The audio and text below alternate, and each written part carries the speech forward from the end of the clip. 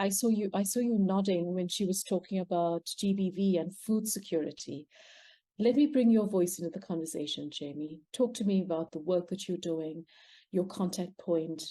What is it that you've heard Moran say that has caused for you to connect with her in this way? Yeah, thank you. And thank y'all. I'm honored to be in this conversation this morning where I am in Texas. So wow, y'all, I'm not a part of an organization. I am a survivor of childhood sexual assault and a domestic violence survivor that just refuses to shut up and sit down. I became homeless during the pandemic as a result of domestic violence, and I was at a homeless shelter in Houston, Texas, for about 3 months during the pandemic when everything was shut down.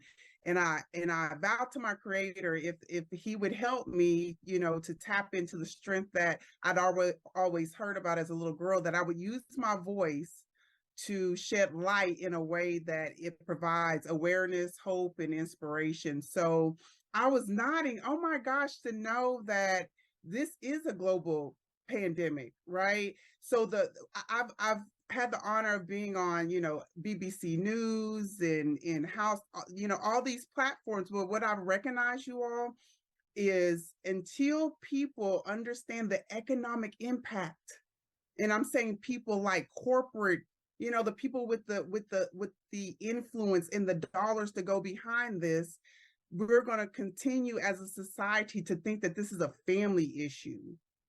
And when Moraine, when you said, listen, you all, I get amped, I get pumped, because it's not a family issue. If we empower women, we empower communities. And oh, by the way, when we continue giving the platform to men, when I see y'all men on this morning, y'all, I instantly see hope, because we can't just keep addressing it from one side and thinking that we're going to solve the problem. But when we have these hard, raw conversations like we have this morning with both men that are supporters and men that are victims of sexual assault and victims of the domestic violence, I think, wow, this grandbaby that was just birthed into the world, this week, she might have hope that by the time she becomes an adult, that we would have laid the foundation to eradicate domestic violence. So I'm just like, wow, to know that this is transcending beyond, just the United States, and that we can come together and have solution-based conversations. It's like, oh my gosh. And Martin, man, I'm like, I need to have you, Ed, and Shemiko in the conversations here in the US to solve the problem, because this is what I know for certain. When I came home, you all, 13 years old and pregnant, there was some community leaders that shunned me, but then there was some people in the community to include my grandmother, which is now an ancestor. She passed away in May. That when I was able to share my story of me and my sister surviving molestation, and people started to understand the root cause and the why I became promiscuous and was pregnant 4 more additional times by the time I was 19, people wrapped their arms around me. Some did, right? And they supported me. And there was a village that rallied around me to create a support system that allowed me to defy the odds, meaning, yeah, I was 14 years old and pregnant, but I managed to get a master's degree and all these accolades.